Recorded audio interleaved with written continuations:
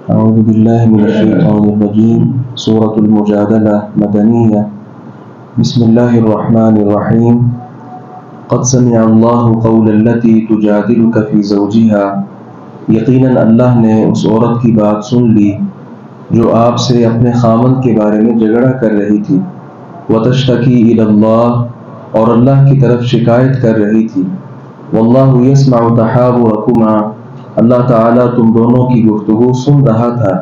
ان اللہ سمیع بصیر، بلا شبہ اللہ تعالیٰ سب کچھ سننے والا، سب کچھ دیکھنے والا ہے. الذین، وہ لوگ، یظاہرون منکم، جو تم میں سے اظہار کر لیتے ہیں، من نسائہم، اپنی بیویوں سے، ما ہن امہاتہم، وہ ان کی مائیں نہیں ہیں. ان امہاتہم الا اللائی ولدنہم، ان کی مائیں صرف وہی ہیں جنہوں نے انہیں جنم دیا. وَإِنَّهُمْ لَيَقُولُونَ مُنْكَرًا مِنَ الْقَوْلِ وَزُورًا، اور بلا شبہ یقیناً وہ بری بات اور جھوٹ کہتے ہیں. وَإِنَّ اللَّهَ لَعَفُوٌّ غَفُورٌ، اور بلا شبہ یقیناً اللہ تعالیٰ بے حد معاف کرنے والا، نہایت بخشنے والا ہے.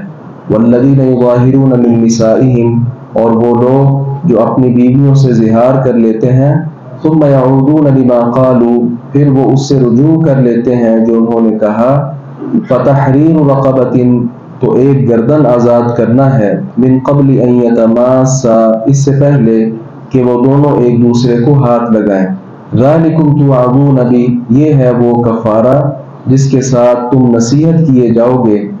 واللہ بما تعملون خبیر، اور اللہ تعالیٰ اس سے جو تم کر رہے ہو پوری طرح باخبر.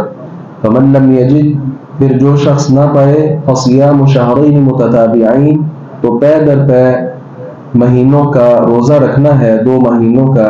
من قبل ان یتماسا، اس سے پہلے کہ وہ دونوں ایک دوسرے کو ہاتھ لگائیں. فمن لم یستطع فاطعام 60 مسکینا، پھر جو اس کی بھی طاقت نہ رکھے تو 60 مسکینوں کو کھانا کھلانا ہے. ذَلِكَ لِتُؤْمِنُوا بِاللَّهِ وَرَسُولِهِ، یہ اس لیے کہ تم اللہ اور اس کے رسول پر ایمان لے آؤ. وَتِلْكَ حُدُودُ اللَّهِ، اور یہ اللہ کی حدیں ہیں. وَلِلْكَافِرِينَ عَذَابٌ أَلِيمٌ، اور کافروں کے لیے دردناک عذاب. آج ہمارا 28واں پارہ الحمدللہ شروع ہو رہا ہے. اسے سورہ مجادلہ کہتے ہیں. نبی مکرم صلی اللہ علیہ وسلم کے پاس خولہ بنت ثعلبہ رضی اللہ عنہا حاضر ہوئی اور اپنے خامند کا انہوں نے آ کر تذکرہ کیا کہ اس نے مجھے کہا ہے، انت علیہ کظہر امی، آج سے تو میرے لیے اسی طرح ہے جس طرح میری والدہ ہے. جس طرح انسان کی والدہ اس کے لیے حرام ہوتی ہے، اسی طرح میرا تعلق بھی تیرے ساتھ اب یہی ہے. یہ زمانہ جاہلیت میں طلاق کی ایک صورت ہوتی تھی کہ آدمی اپنی بیوی کو کہتا کہ آئندہ سے تم میری ماں ہو، مطلب اب میں تمہارے پاس نہیں آ سکتا، تو اس کے ساتھ طلاق واقع ہو جاتی تھی. اسلام میں چونکہ نیا حکم ابھی آیا نہیں تھا، پیغمبر علیہ السلام نے بھی اسے یہی کہا کہ اب تمہارا کام ختم ہو چکا. لیکن وہ پریشان اس بات پر تھی کہ اب میں بوڑھی ہو چکی ہوں، تو بچے بھی ہیں، تو معاملہ بہت خطرناک ہے، میں کہاں جاؤں گی اور بچوں کے مستقبل کا کیا بنے گا. تو اس پر وہ بار بار جھگڑا کر رہی تھی کہ نہیں، کوئی اور فیصلہ ہونا چاہیے. تو اللہ رب العزت نے چونکہ اس بات کو سنا اور پھر آیات زہار جو ہے یہ نازل فرمائی اور کفارہ بیان کر دیا کہ یہ کفارہ ادا کر لیا جائے. تو یہ پہلے سے میاں بیوی اپنی جو زندگی ہے وہ اسی طرح گزار سکتے ہیں. یہاں ایک بات بڑی اہم ہے، مسلمانوں میں بھی یونان کے مشرکوں کا فلسفہ آ گیا اور اس فلسفے کی بنا پر ان لوگوں نے بھی کہہ دیا کہ اللہ تبارک و تعالیٰ نہ سنتا ہے نہ دیکھتا ہے. جبکہ اس آیت میں اللہ رب العزت نے خود کہا ان اللہ سمیع بصیر، اللہ تعالیٰ سب کچھ سننے والا، سب کچھ دیکھنے والا ہے. اور بلکہ امی جان عائشہ رضی اللہ عنہا وہ خود فرماتی ہیں کہ اللہ تبارک و تعالیٰ کی جو سماعت ہے یہ تمام آوازوں پر وسیع ہے. کہتی ہیں یہ خولہ آئی ہے، میں بھی گھر کے اندر ہی تھی، میں ایک کنارے بیٹھی تھی اور یہ آ کر نبی علیہ السلام سے اپنا مسئلہ ذکر کر رہی تھی، جگڑ رہی تھی. تو اللہ رب العزت نے آسمانوں سے بھی اوپر، 7 آسمانوں سے بھی اوپر رب تبارک و تعالیٰ کی ذات ہے، وہاں ہوتے ہوئے بھی اس نے پیغمبر علیہ السلام کی بات اور خولہ بنت ثعلبہ کی بات سن لی. اور امی جان کہتی میں اسی گھر کے ایک کنارے موجود تھی لیکن میں ان کی گفتگو نہیں سن سکی.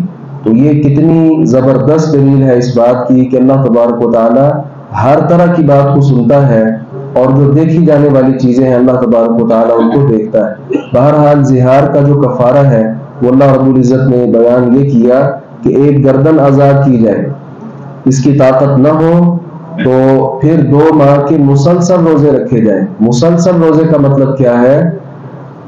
ایک روزہ بھی اگر چھوٹ جائے دوبارہ گنتی 1 سے شروع ہو جائے گی۔